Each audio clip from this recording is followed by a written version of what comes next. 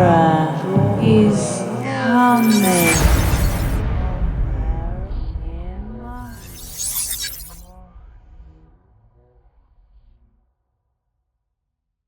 So why should you be organizing your files? The thing about being organized is that it's professional, it's quicker to find the files that you're looking for. No one really benefits from being disorganized, and it can really speed up your workflow. So this is how I organize my beats and my loops. Everything I work on is organized by year and then by month. This is what 2020 would look like. We got the year, and then we got all the months, and then within that I use this template folder structure for every month. Let's take a quick look at October. In the FLPs, I label my beat projects and my exports with the date rather than a unique name. And because having beats labeled like 11/15/2020 number 1, 11/15/2020 number 2, they're unique enough that I'm not going to get confused with other beats that I've worked on. Project files are saved in FLP, and exported beats are saved in the bounces folder for that month. MP3s of beats that are ready to be sent out for artists or for placements will have the same name as the project file, and I might add a unique name, but the most important one that I'm adding to the name is this little dot. And the way you add that is just by hitting Alt and 7 on the number pad, and it'll add that in for you. Let's show you what that looks like. We hit Alt and 7 on the number pad, there's the dot, and we're ready to go. This way it lets future SIKKY know that these beats are ready to go. You don't really need to worry about it. They're perfect. And any beat that I have that does not have the dot in the beginning lets me know that they're there, so I can preview those beats as MP3 files rather than opening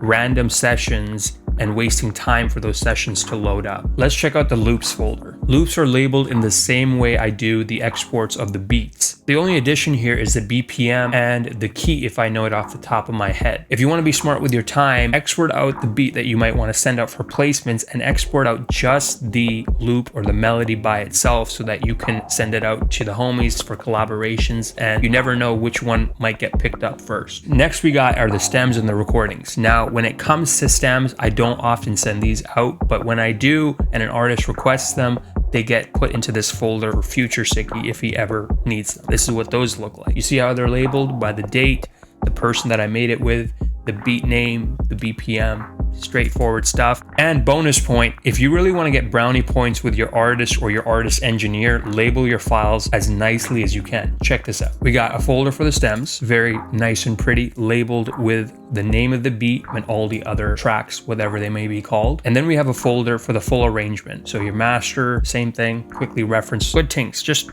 good things. You get a lot of brownie points for that. The next thing that I want to talk to you guys about is organizing your drum kits, your loop kits, your sample libraries, all that stuff. Why is it important though? If you're sitting down to work on some music, you don't really want to spend a whole bunch of time searching for sounds, unless it's a day that you've dedicated to finding and organizing new sounds. That's a different video. If you're sitting down to create music, more than likely you kind of have some sounds that are your favorites. Now, why do you want to organize your drum sounds? When you're sitting down to create music, you're in that zone to create music, not look for sounds and tweak sounds and do all that other stuff, which will pull you out of the moment. This is exactly the reason why I create things like Pandora or Quantum or Paradise Cartel. I create them for myself and then share it with you guys, but these sounds allow me to create music quickly without having to look through folders and folders of sounds. So how do I organize my sounds? Like before, everything is organized into its own folder, and then there's subfolders. It's basically Inception for folders when it comes to organizing with me. It just gets really wild really quickly. But these are the basic folders. I have a folder for my own kits in which I have a bunch of subfolders for drum kits, free kits, loop kits, one-shots, and a bunch of generic sounds, so I don't have to go through ABC producers' drum kits to find those sounds. The next one is drum kits from other producers.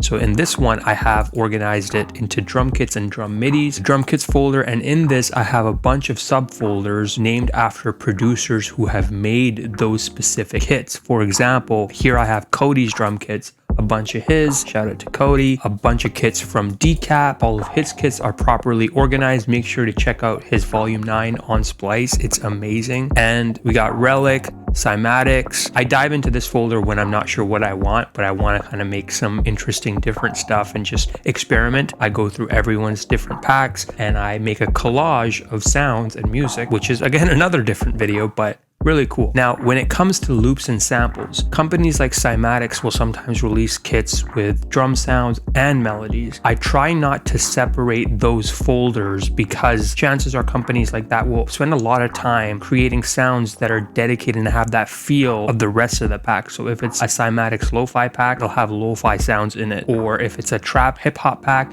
it'll have those 808s dedicated for that kind of sound. In that case, I will not separate those loops into a loop folder. I'll leave them in there the way that they are and just kind of organize them where I feel like they sit best. For example, Simon Servita has the Capital Drum Kit 3. In my opinion, that's more of a drum kit, but he has some loops in there as well. So I thought it'd be better suited to sit in the drum kits folder rather than in the loops and samples kit folder, which would get very confusing. How I organize my loops and sample kit is a little bit unconventional. I have two folders. One for people who I think are just incredible, creme de la creme of sample makers, and everyone else. Now, this isn't a shot at anyone specifically. It's just, these are just really amazing people that I look up to. So if I go into here, you got Illmind, you got AG, Al Hug, Coop the Truth, Kyle Stemberger, Eli Brown. Like these are, if you don't know who these people are, check out their stuff. But that's where all of their loop kits will go into. The next one is one shots. Now I organize them in here, although I don't use a whole lot of one shots, but it's the same thing. Organized by the people who made them. So if it's one from Splitmind, all of their stuff will be in there. If it's Based One's kit, it'll be in there. If it's Kyle Beats kit, it'll be in MIDI kit, same thing. Chord progressions, things like that, all in here. Presets banks from people like Eli Brown. He launched his Loophole kit, amazing. Arturia bank stuff is in here. That's how I kind of keep stuff organized. Splice will automatically do this so that they have their own folder in here. And that's basically it. That's how I organize my own sound. Now, the last thing I want to talk about is creating what I call a stash. Other people call it a stash. I don't know why I'm the only one calling it a stash, but your stash is simply this. All of your favorite sounds, most commonly used sounds, generic sounds, polished sound that you know just work. So those Spins 808s or the Zaytoven 808, those kind of sounds are in these folders. Let me show you what mine looks like. If I go into my packs and I go into drum kits, you'll see that I have a stash. Now this stash is again generic sounds, drum one shots and instrument one shot. In the drum one shots, everything is organized like this: kicks, 808s, claps, snares, rim, perk, closed, open hat, fox.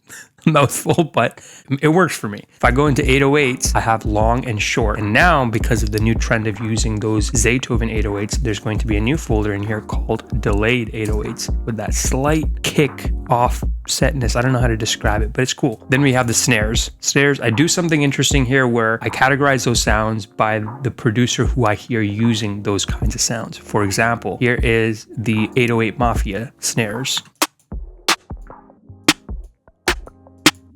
You can hear just from that, very 808 Mafia-esque. Some very generic sounds, like literally any Reddit drum kit will have these. And that's basically it. That's how I organize both my beat projects, my drum kits, and how you can make a stash. I hope you find this helpful. I think it's super awesome to be organized, so I wanted to share it with you. Maybe you do too. And if you do, let me know I'm not the only person in the world that likes organizing this much. I hope you enjoyed it. I'll see you guys in the next video. Be on the lookout for Pandora dropping December 14th, 2020. I'll see you next time, man.